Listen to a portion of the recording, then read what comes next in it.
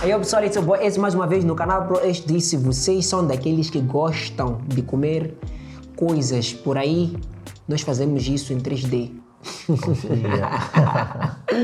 Mas, Jarano, como é que você está? Mais uma vez, seja bem-vindo ao canal Pro HD, mano. Muito obrigado pelo convite.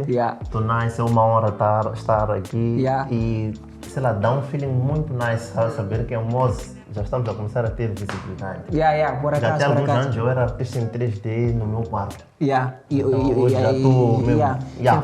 Por acaso. Pessoal, é assim, nesse tempo de calor é sempre bom tomar um sorvete básico. Eu gostava de ver como é que esses gajos nos enganam, nós tomamos sorvete. Os grandes que fazem a coisa, dar aquele quando você passa, diz, não, quero esse sorvete. Estão aqui. E ele hoje vai mostrar como é que fazemos um sorvete de zero até a parte final. Rola a vinheta e voltamos já.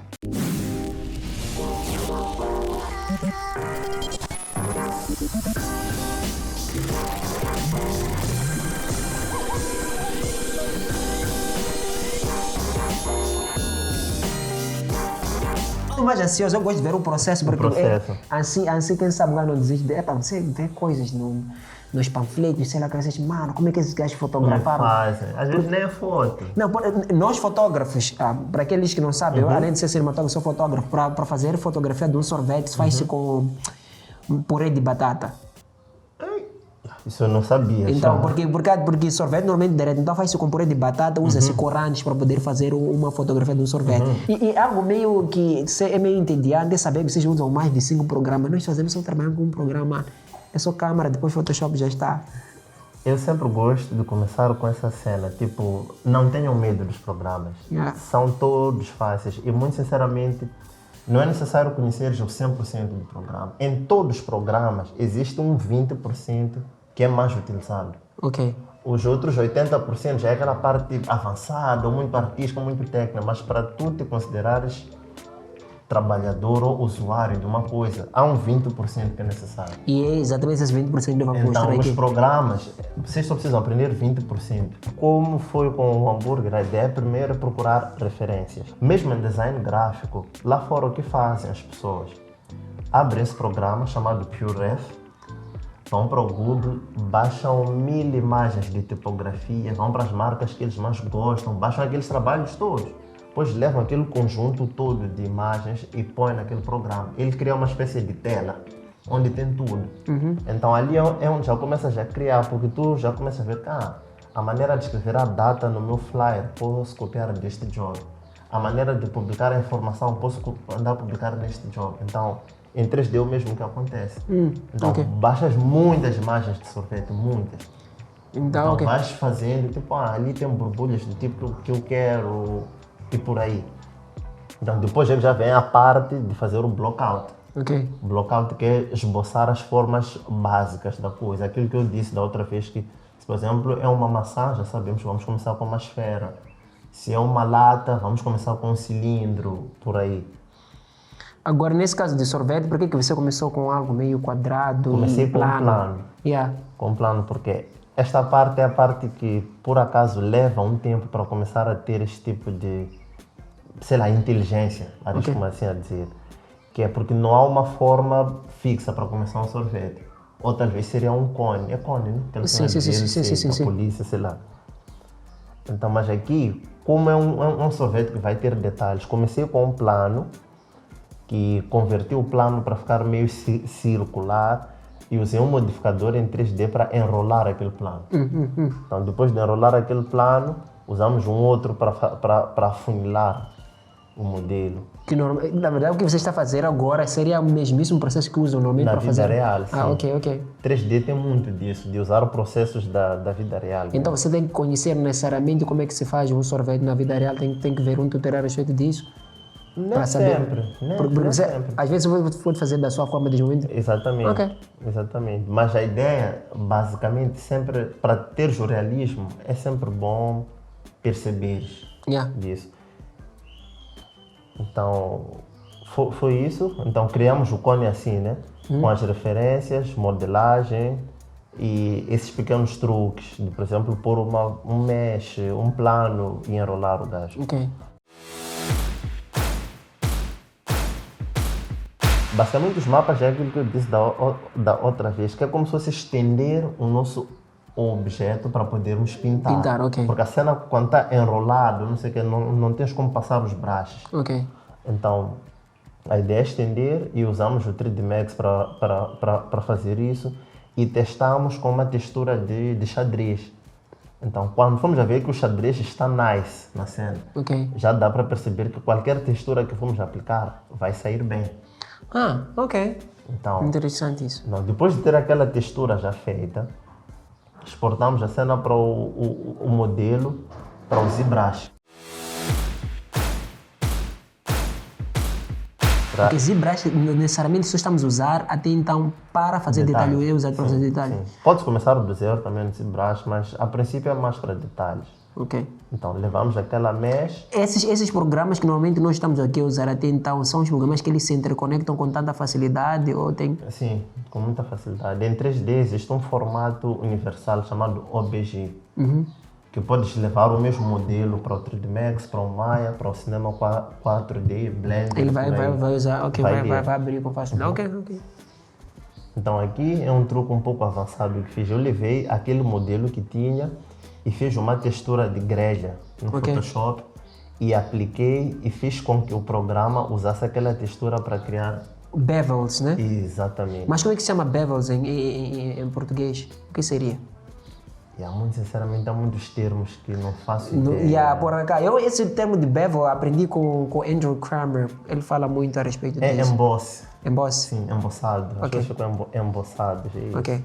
Só que é uma cena que nós não usamos muito, então não tem. Então, a esse ponto aí, você está a fazer essa questão de texturização, nesse caso, né? Estamos no ZBrush. Ao mesmo tempo, tu estás a olhar para a referência... Sempre. Porque, assim, agora vendo o tutorial, fica a parecer que simplesmente só está ali a fazer de cabeça. Mas não é. Okay. Não é. E então, não se deixa enganar por ninguém na internet. Então tem sempre uma referência... Sempre as pessoas escondem, exatamente. Quem tem um monitor, ele leva aquele programa que eu falei, o PureF, e põe num cantinho, assim. Para estar a mostrar qual é a terceira referência. Ok. Então, depois disso, a parte das bolas, que basicamente é só levar uma esfera e começar a esculpir, né? Aplicar aqueles detalhes, duplicar e tudo mais. Sempre a ver as referências para ver onde é que tem, sei lá, as borbulhas, as partes meio rijas, por aí. Depois da parte de fazer os detalhes, podes fazer esse processo no Photoshop ou qualquer outro, mas eu gosto daqui porque aqui dá para ver o material numa cena chamada PBR. É como se estivesse num jogo. Ok. Já vês com a iluminação com e reflexos, tudo, em tempo real mesmo. Ok. Então, depois disso é só fazer a parte da texturização. Que como eu disse, por exemplo, a textura de sorvete é difícil encontrar uma textura de sorvete. Então, o ideal é fazer mesmo. Então, é só abrir a referência ao lado, criar a cor básica, e depois começar a pôr os outros detalhes, como por exemplo as covas, as rugas, as partes escuras e todos aqueles detalhes que tem num sorvete mesmo, como consegues ver. E trabalhar com os brilhos, tipo onde é que brilha mais, onde é que brilha menos, e irmos para a parte das bolas também, começar a pintar os sabores. Por acaso aqui eu estava a fazer um sorvete que é mistura, acho que de banana e morango, sei lá. Então por isso que tem essas cores diferentes. Ok. Então depois de ter já o sorvete, de estar satisfeito com as texturas e tudo mais, aí já voltas para o 3D Max. Os programas são muitos, né? Mas no final do dia tem um que é o teu principal.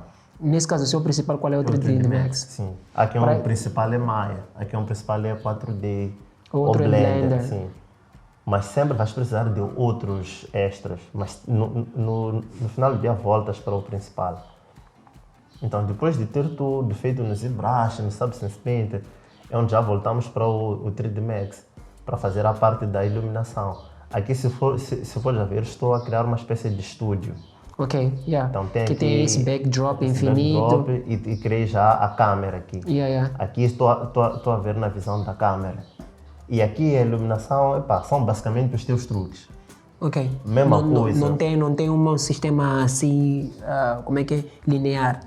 Não, não tem. É basicamente o que acontece na vida real. Criar uma espécie de estúdio, um backdrop, colocar a câmera e se for já ver as configurações da câmera são as mesmas de uma câmera real.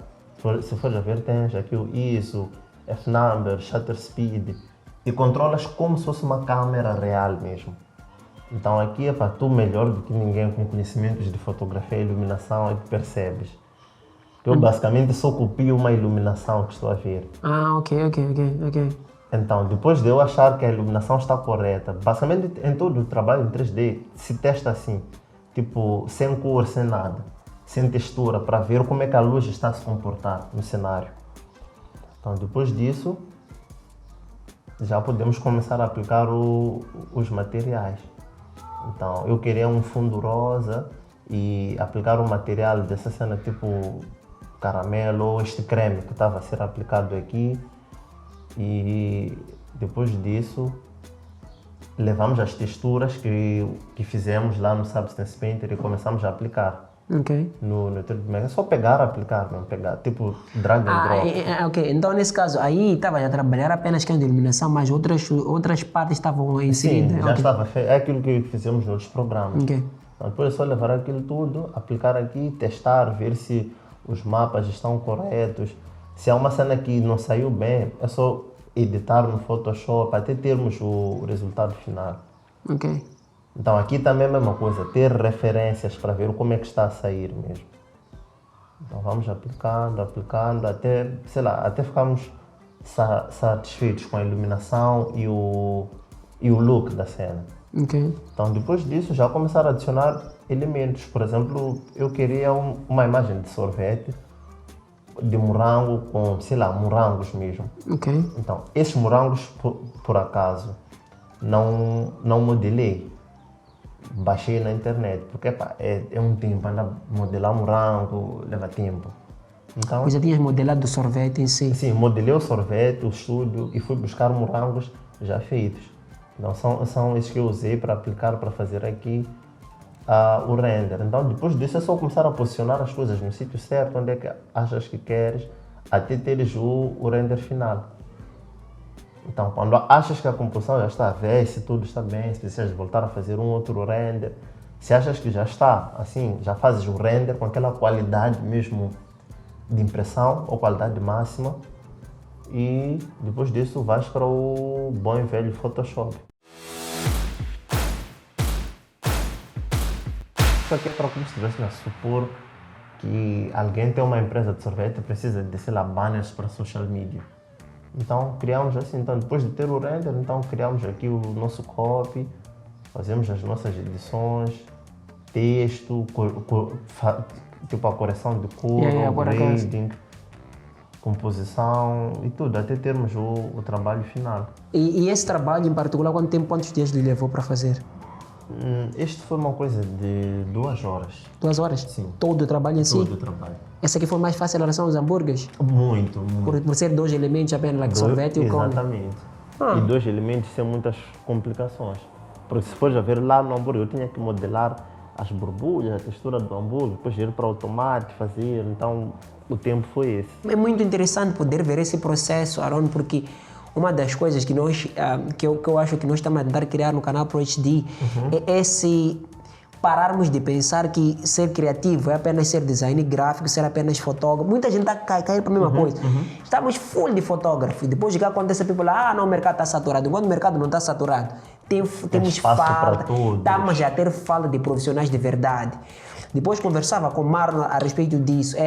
Por que no final estamos a fazer as mesmas coisas? Ele falou-me exatamente disso. Está faltando de uma indústria, mas essa indústria temos que ser nós começamos a investir em coisas diferentes. Naturalmente. People não vai investir. Não há como, é aquela coisa que disse o Arcelo Tivani. Não é como você pedir às pessoas investirem dinheiro numa coisa que nós não estamos a ver. Ela que tem uma ideia maluca. Tá bem, está onde? Mas só está a faltar dinheiro. E Arcelo Tivani falou algo engraçado a respeito disso. Ele disse, se você tem uma ideia muito boa e só está a faltar dinheiro, então está a faltar tudo. Está a perceber? Então é nessa verdade que nós estamos a tentar fazer aqui no canal ProHD. É mostrar que, olha, ainda há um leque de muita coisa que pode se fazer no mercado. Quantos 3Ds artistas que você conhece aqui em Maputo, em Moçambique? que estão a fazer quase as mesmas coisas que você está a fazer? Humildemente, bons, conheço uns 4 Uns 4. Em Moçambique só temos uns 4. que eu conheço. O resto são pessoas, são curiosos, eu prefiro dizer assim. Mas vamos lá dizer, o que esteja, qual é a tua opinião nesse caso? O que está a acontecer? As pessoas estão a ter medo de entrar, essa questão de 3D?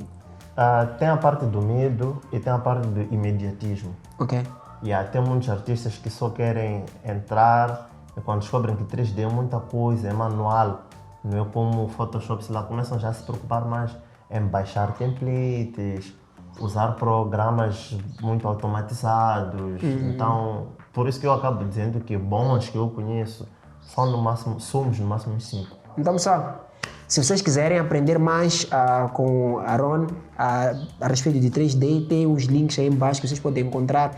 Tem um training for free que ele dá para te introduzir na ideia do 3D. Eu dou assistência nesse treino. Mas vocês podem muito bem pagar e vão ver de uma forma cronológica. Organizou um leque de mais informações que vocês podem aprender lá dele, né? Sim, porque tecnicamente, sem querer dar um tiro no meu próprio pé, é assim, a única coisa que eu estou a vender é teu tempo. Porque tudo isto é material que basicamente eu estive a aprender durante, sei lá, uns 10 anos. Tenho um curso de 5 horas, tenho um de 2 horas. 2 horas de runtime do vídeo, mas para seguir tu podes levar, sei lá, um dia ou 2. Só espero que vocês tenham aprendido alguma coisa. Eu aprendi muito, é muito bom sempre estar a observar essas coisas.